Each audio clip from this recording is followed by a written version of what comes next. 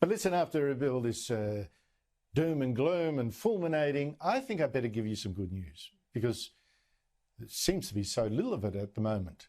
Two bits of good news, in fact, and both to do with the virus, surprisingly enough. First of all, for all this virus hysteria and at the end of the world feeling that we seem to be getting, guess what? We're actually less likely to die now than we were in the 5 years just gone. It's unbelievable. I mean, you take a look at data from the Bureau of Statistics. Above average deaths we had very early last year with the virus, but then after that, below average, that red line. You're actually safer now than ever. Not that it feels that way. But to the second bit of good news. The Reserve Bank Governor, Philip Lowe, today said, big surprise, the economy did not get poleaxed like we expected. The economic downturn was not as deep as we initially feared, and the bounce back has been earlier and stronger than we're expecting. Yes, trust the experts, but the experts got this wrong. Just like they said we'd have, 250,000 Australians die or whatever. I spoke a short while ago to finance expert Ross Greenwood, a former colleague of mine at 2GB, and now I am delighted to say a colleague again because he's joined us at Sky News as business editor and anchor of Business Weekend on Sundays. Ross Greenwood, I'm so glad you've joined Sky and now joined me here tonight. The Governor says that we're doing much better than feared. Why is that? Well, the reason is Australians have got back to work, and really Australia has not seen the level of outbreaks that there have been in either Europe or the United States.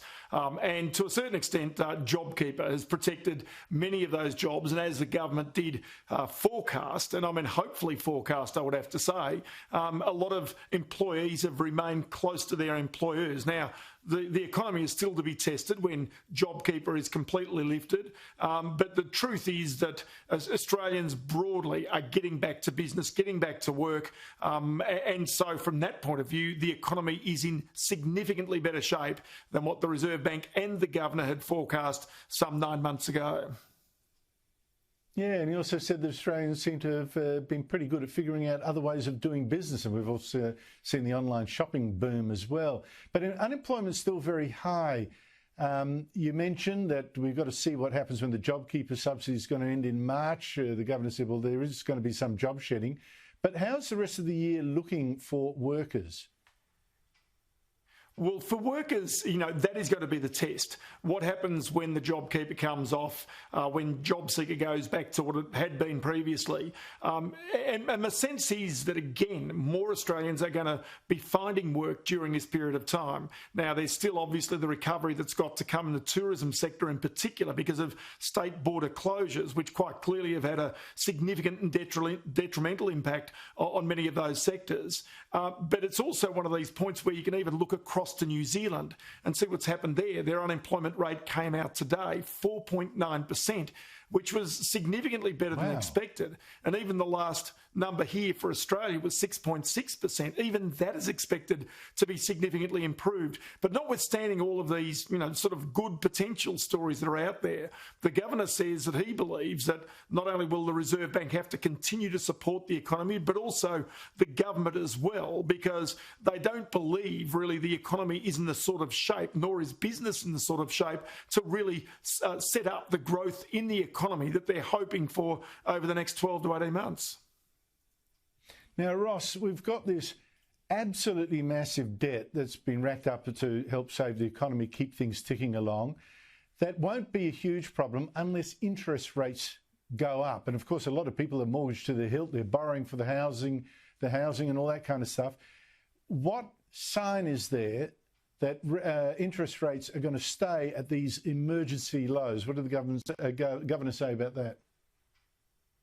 So there's a few conflicting things here. Normally, if, let's say, for example, employment is improving, if the economy is improving, which is, what the Governor has said today he believes is going to happen, you'd start to see signals that interest rates should start to rise.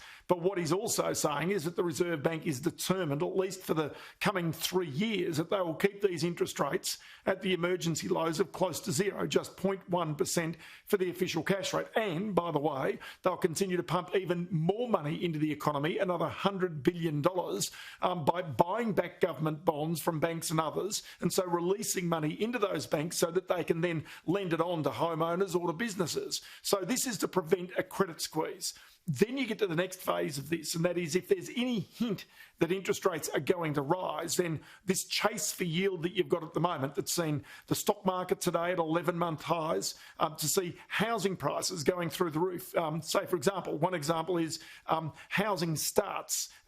Building approvals in December were up by 15% for private dwellings, in other words, houses, which is phenomenal stuff. And it's all because of record low interest rates and the determination and the understand the public have that if these rates stay low for 3 years, that number one, they've got to go and chase bank shares and other types of shares to get a better return. And secondly, that they can invest with confidence in either new homes or existing homes and try and build their wealth that way. So I think that's one of the confidences and one of the reasons why Philip Lowe today was very adamant about keeping those rates low for that 3-year period.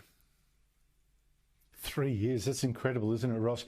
But look, I'm just worried this big party can't last. Asking for a friend, when do we start panicking about the share market being so booming at a time of, well, actually, supposedly we're at a time of economic crisis? Well, while the government is printing money via the Reserve Bank and pumping that into the economy, you can continue to be fairly confident that those rates will stay at zero and that there's going to be plenty of money around to borrow when you go off to the bank. They'll be wanting to lend you money. Then the second part about this is, as you quite correctly say, I always have a long memory, having done this for a long time. 1987 was when the share market crash happened that people thought would trigger the next global depression. I can remember those words exactly, but it wasn't until 4 years afterwards that you actually had Australia's last significant recession, but besides what we saw last year. Now, what had happened in the interim was that the Reserve Bank had done what Reserve Banks do. They cut interest rates. The government put money into the economy. There was a housing boom. The stock market picked up again until it got to a point where inflation took off. And of course, then people had to pay 17% interest rates. Now, I'm not under any circumstances suggesting that interest rates are going back anywhere near that level. But as soon as you start to get any inflationary pressures back, and I think for a while the Reserve Bank will look through them, but if prices start to take off, if house prices start to take off, surely there is a time at which the government and or the Reserve Bank say, hang on, we've got to pull the reins in on this. And that'll be by giving messages about interest rates. Well, that surely is a time when people have got to be concerned because remember, with almost 0% interest rates, you can borrow for a mortgage at 2.5% pretty easily. The truth is, if you suddenly get mortgages rising to 3 or 4%, that is a significant impost on any person who has borrowed. Yep. It's not today, it's not 2 years' time, but at some point in the future, people have got to watch out for those employment numbers, watch out for those inflation numbers, and really read a few tea leaves here because the grave fear is longer term. The longer this party goes on, at some stage there is a fairly sobering jolt at the end of it, I would suggest. What comes up must come down. Ross Greenwood, thank you very much for your analysis.